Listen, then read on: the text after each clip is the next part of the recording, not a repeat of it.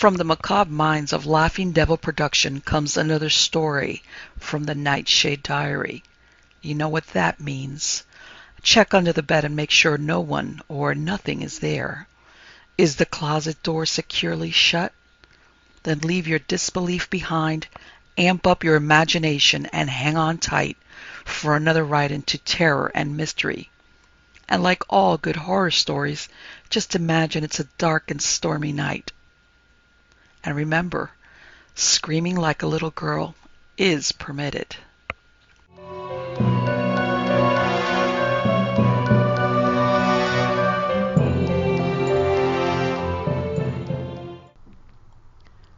Wet Season by Dennis Etchison. Marlene watched the black crowd on the other side of the moving gelatin wall as rainwater poured down in translucent sheets over the windshield. He did not listen to the panelist tattoo. Instead, he followed with his eyes the group of black shadows floating past the car. I shouldn't have made you come, Laurie, he said at last to the black figure next to him. She turned from the window, her lidded eyes not disapproving. That's enough, Jim. I wouldn't have felt right otherwise. Marlene pressed his chin to his chest, squeezing his eyelids shut. He cleared his throat and rubbed his eyes, and his fingers came away moist. Again, his wife spoke, very quietly. You were very close to her, I suppose, James. I only wish there was something... Forgive me if I'm crude, but I only wish I could have gotten to know her better, that she might have become in time my little girl as well. He pressed her cool hand. It was just all the mud around her. He bit his lips and started the engine and roared up the cemetery road, spinning out and spattering mud as he went. The Ford geared to a slippery halt under the wet sycamores. Bart stood at the end of the cracked driveway behind the main house, propping open the sagging screen door to his apartment. Through mist, Marlene saw the controlled, mildly pleasant line shaping his mouth, leaving the face somber in a new and ill-fitting mask. Forget about the rug, said Bart. It's filthy anyway. We're so sorry to do this to you, Bart. Marlene's wife brushed water from her clothing. But we thought the twins were really too young to, well, exactly have their faces rubbed in it. Bart smoothed a hand over his protruding black t-shirted belly. The kids are in the bedroom. Rain must have got 'em drowsy. Left them staring out the window, counting drops or something, he added gently to Marlene, testing a smile. Let me see to them. Marlene's wife started across the room. The men waited until she was gone. Bart faced him. Come over here and have a drink. No. Really, boy, really now. You know how I mean it. Come on. At once, Marlene felt his joints chilled and tired. No, Bart, I don't need it. He lowered himself to the sofa that was bulging and splitting like a fat man's incisions. Bart watched the misty screen door and compared it to the pale scotch and water in his hand. Twice he shaped his lips to stillborn beginnings. He shook his head and said nothing. You look at the hole and the mud, Marlene began finally in a low voice, and you think of the human being there in a box, being lowered into the ground, and you wonder how can it be that a part of your body, a piece that has come from you, like an arm or leg, can be cut off, killed, and buried away, and you never being able to feel with it again? But you know, I worked with a man once who had lost an arm in the Korean War, and he said he could close his eyes any time and suddenly it was there again. The nerves were restored and he could feel down to his fingertips, but when he opened his eyes to see why he hadn't touched what he was reaching for, his eyes told him there was nothing there anymore.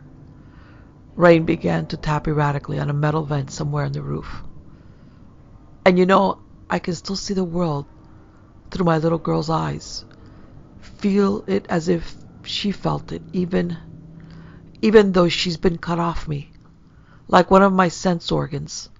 I still feel her. Feel through her. My nerves, my ganglia just won't listen to the goddamn facts. Outside, water continued to fall and fall illogically, relentlessly, It would seem to be the result of a vast macrocosmic defrosting. Giggling, the twins came out of the bedroom. Matt and Solomon smiled wanly from the sofa. The two little boys acknowledged him peripherally and grinned, grasping their mother's hands more securely. "How did it go, boys?" inquired Madden, generating concern, and immediately hated his own detachment. "You are my sons now," he thought, "my only sons, and I should hold you tight against me." "We had fun, Dada. We had sandwiches. And we took a nap and went out and played and—" "Why," noted Madden wearily, "they're actually speaking directly to me. She almost never lets them do that. What is this, some kind of show for Bart?" "Out? But it didn't let up today, did it, Bart?" he said. "Well, the dark man gestured firmly to Madden. And he dropped his voice, ready to spell out words before the children. "They begged to go out. You brought them in their raincoats. And it was one of those things. For a few minutes is all. Made 'em real happy. God knows, I have no practice in child rearing. Jesus, Jim, I hope they didn't catch anything." "Tad and Ray never catch cold," stated Madden's wife, smiling her wide, smooth, peculiar kind of smile. "You did fine, Bart." Madden watched his wife. Svelte in the gray light, she snaked an arm around each of her children's shoulders. "We'd better go," she said. "It's Sunday, and I have a women's guild meeting tonight." "Thanks, Bart. I mean it more than I can say." They walked together, heads down, to the door. A Sunday comic section for her hair, and Lorelei and the giggly children clambered down the shiny, fragmented driveway. Bart gripped his arm, looking deep into his eyes and nodding. I know. I can't say it, but I remember the Sunday we buried Mama." Hearing it said now, Madden felt no longer a memory of pain, but a bond with manhood. "Just so you know, I know." And a slap caught Madden between the shoulder blades and sent him into the rain, to a car where a somehow strange woman and children waited. He switched off the ignition and sat very still, staring into the liquid pattern on the windshield. "Ready, children?" asked Mrs. Madden, not looking to the back seat, taking her purse into her lap. From the back seat came giggling. Madden lay his head back to let his eyes trace the headliner of the car. Half a minute earlier, shutting off the wipers, he had caught himself hypnotized as the twin arcs of the wiper blades melted away. Now, motor silenced, he listened to the sound of endless speeds beating their pattern into the top of the automobile. In the back seat there was whispering like the swishing of cars down an empty street. "Let's go, children," prompted their mother. "There'll be plenty of time for secrets when we get in the house." Abruptly, Madden snapped to. He focused his eyes from the windshield to the woman next to him, attuned his ears from the drumming over her head to the whisper of cloth on plastic as the children slid across the back seat. He touched the handle of his wife's door. It was cold, almost as cold as his hand.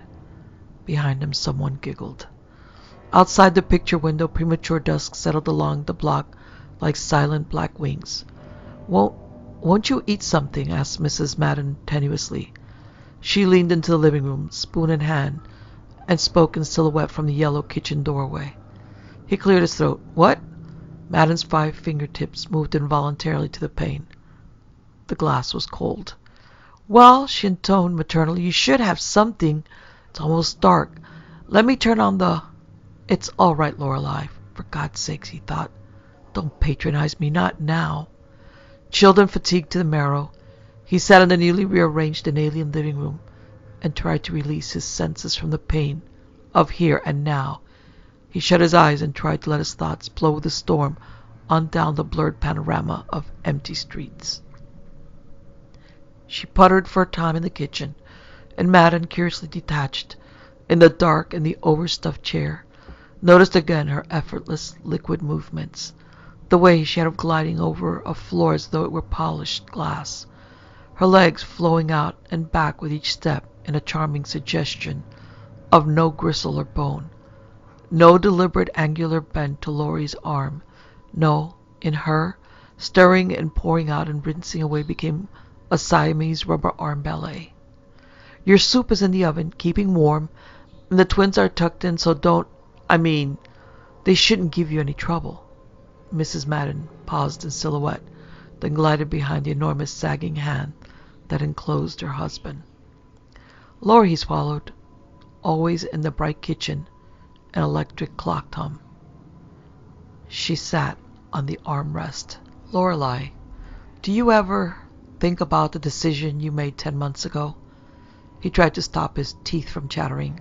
I mean, her arms reached the pale circle around his shoulders. You are the finest father my boys could possibly have, and she smoothed his hair with her oddly flat hands and did not finish. Do you need to talk, Jim? The guild meeting. Yes, he thought, pressing his eyes tightly shut until shards of gray light fired inside his eyelids. Yes, I need something. I hear your words, but they're only words. I need more than talk. I need you warm against me. I need to live. He drew her into his lap, and at once it struck him. She was not warm. Her skin was cold, cold almost as... He pushed her away. Jim, I'm sorry. Is there something I can do for you? No. He stared ahead into the night-filled room. They're waiting for you already. There isn't anything you can do for me. Picking up coat, purse, and overshoes, Mrs. Madden pulled back the front door to a sheet of rain, a reminder about the soup, and she entered the falling sea. The telephone refused to warm in his hands. A sputter and crackle of rain and whispers on the wires between and across town. A mile away, a phone purred to life. And purred. And purred. Yeah? Hello, Bart. What am I interrupting? Jimmy, that you, boy? I hope I'm not interrupting anything. No, listen. Laurie gone to her meeting? That's right. Then you're alone? Pause. Everything all right over there? Yes, look, I shouldn't have called. You want to talk, Jim? I guess. No. Bart, is someone coming over tonight? You going out? In this weather? Look, is everything all right? Pause. Bart, I just wondered if... never mind. I shouldn't have bothered you. Look, you want to come over here? We could talk if you want. Can't leave the kids. They're asleep.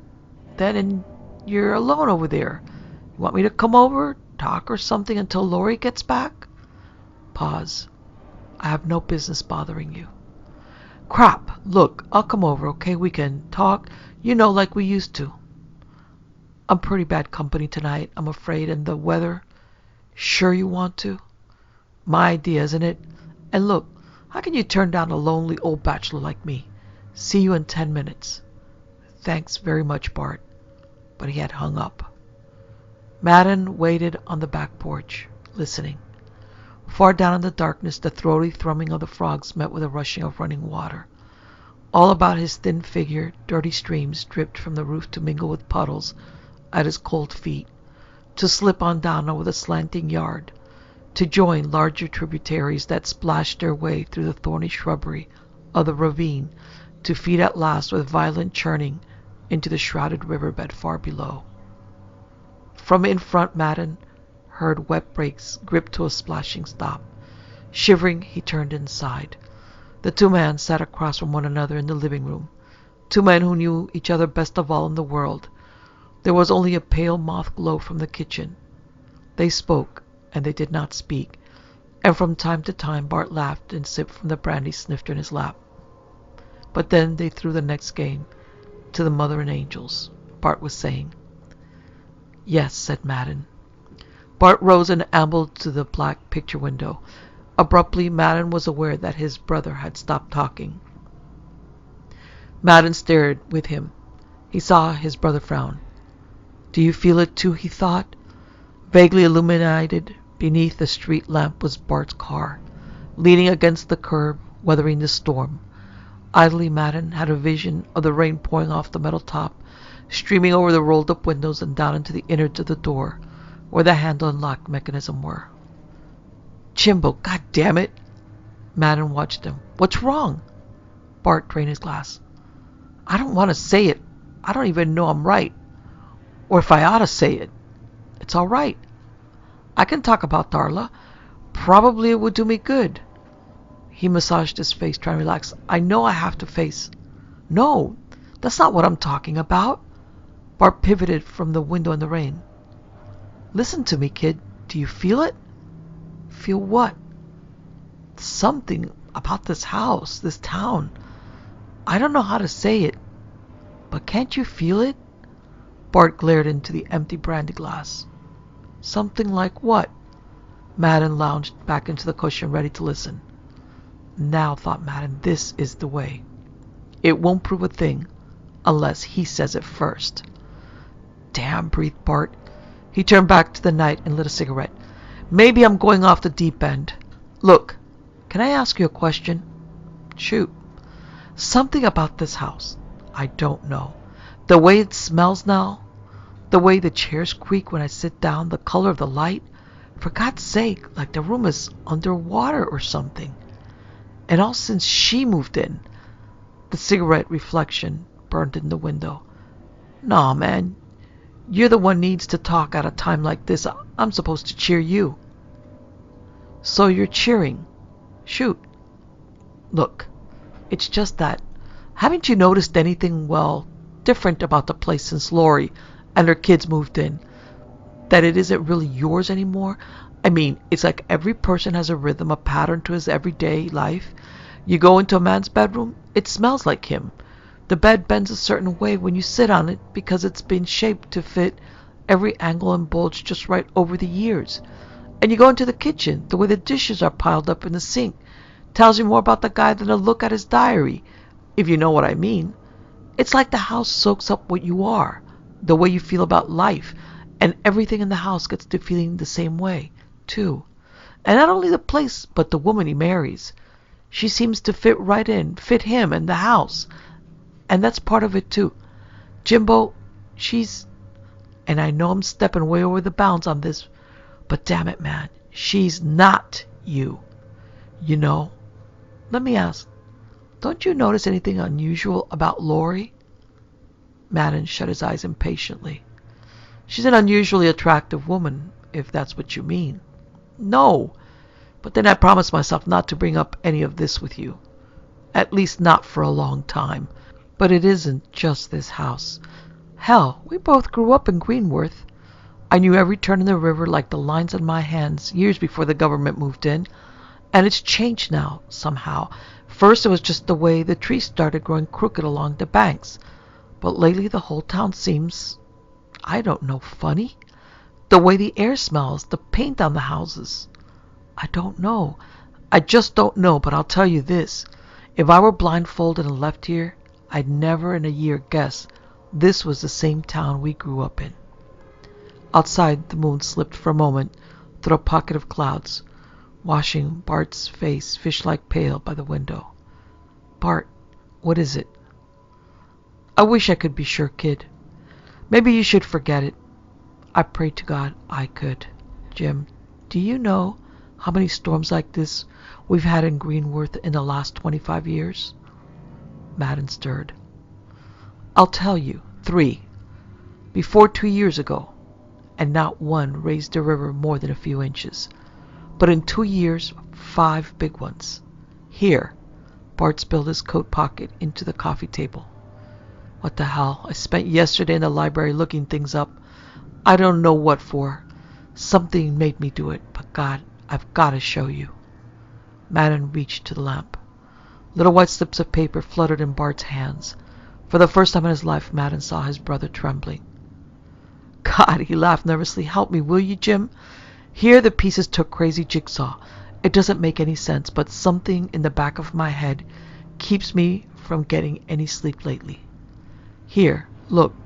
Read it all and then tell me I'm nuts and send me home, but do something. Deaths by drowning. County Beach. This year and last totaled 31. Previous 2 years totaled 9. What's this for? Don't stop now.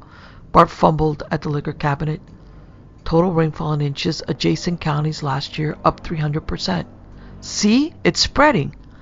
Another slip of paper. New residents in Greenworth past 24 months. Broadbent, Mr. and Mrs. C.L. Marber, G. Nottingham, Mr. and Mrs. Frank R. Madden leaned forward intently. There's 24 more. He scrutinized his brother's now twisted face. So? So? So you're right. They're nothing separately. But put them all together? Let me ask you, Laurie never told you where she moved from when she came here, did she? Now that you bring it up, no, but what? Listen to this. Last night, I got out the phone book and dialed these new listings. 21 are married couples, and every woman, Bart emptied his glass, every woman is in the Woman's Guild. Ice water poured into Madden's stomach. So? Bart jerked forth a folded clipping. This was in the Gazette when one finally moved in 20 months ago. Madden fingered the newspaper photo of Mr. and Mrs. Peter Hallendorf, newly established real estate broker, and his lovely bride. Use this. A pocket magnifier hit the coffee table. She was lovely. There in the enlarged dots was a face that was... I don't see. Bart's shaking hand jabbed at the indistinct eyes, the mouth. At first he didn't see it. Just that her eyes were softly, lethargically lidded. Bart snatched the framed photograph from the bookcase and tossed it to his lap. And there were two sets of lidded eyes. Two wide, smooth, peculiar smiles side by side. They might have been sisters. Madden groped. At the bottom of his consciousness, the pressure was rising now, and he felt his finger giving way in the dike. Jim, grunted Bart, I called the community center this evening. They never heard of it. There is no Women's Guild. And now, just one more question. I hate to remind you, boy, but you've got to have all the pieces in front of you. Bart leaned over, breath coming fast and pungent. Tell me again how it was your little girl died. Madden bit his knuckle. Man, I don't know what you're driving at. Please, just say it. She drowned in the bottom of the tub. He fought up out of the chair. Both men faced each other, white-faced. God damn, breathed Bart, turning back to the darkness. God damn me for saying it. Walking in the wet, Madden knew at last that he could leave the house behind and give himself up to the storm. Slimy, tangled brush grabbed at his sopping clothes, but he did not think of it and slid down the ravine to the churning riverbed. In the glistening night, he saw the swelling rush muddying over collapsing banks, and he remembered the first and worst storm 2 seasons ago, how the ravine filled steadily to the brim, spilling up over the backyard, and then weeks later how the yard blossomed alive with all manner of new, unnamed wild plants and shoots and bloom-faced flowers, and how he suddenly awoke one night to discover the moldering ravine an amphitheater of swollen hordes of singing insect life, a thundering of bullfrogs, a sweltering din of mosquitoes, a screeching chorus of crickets, laden with life, pollen, and cyst and egg, had been carried by the water and given birth at long last. Madden stretched through the wet growth to the river's edge. Facts and meanings swirled and eddied within him. He saw the fresh water flowing on past, headed for the sea. A paper boat or a leaf could float the 5 miles to the turbines and beyond to the sea, but only something living could do the opposite. Suddenly, as if by a signal, frog and insect ceased their noise. In the new silence above the rain, Madden heard a car door slam. He began tearing savagely at the shrubbery. His hair and chin dripped, and his clothes were torn and caked with mud below the waist, but did not think of these things as he climbed his way to the porch. He smeared a wet trail across the kitchen. Lorelei came through the unlighted living room. Why, James, I thought you'd be in bed, and your clothes, what? Where have you been? He shivered. She reached to touch his clothes. He jumped back. He saw that her clothing, too, was dripping, much more than from a run from the car. Why, James! Get away! Who are you? The sound of giggling. He ran to the bathroom door. He kicked it in. Grinning in the stark white porcelain bathtub were the twins, Tad and Ray. They splashed and curled eel-like appendages up over the edge. What is this? Muttered Madden, blinded by the light. What are you boys baiting for? Then he saw their smooth, shining skins glistening in the water in a strange, new way. So this is the way Darla came upon them that day, he thought. So that was why. That was why. So now I have no choice. He fell upon them, pushing their small heads under the water until bubbles floated up. They came up grinning. So you know, she said. He turned. The bright white tiles around him. Lorelei, dripping, came toward them, holding out her arms as if to embrace him. An alien scaliness glittered anew along her neck, her boneless arms. Behind them the little ones giggled. Madden stepped back before she could touch him. His legs met the tub and he tumbled backwards, seeing in a flash the bright walls and ceiling. There was a resounding splash and then violent churning and giggling, and the sound of the rain outside.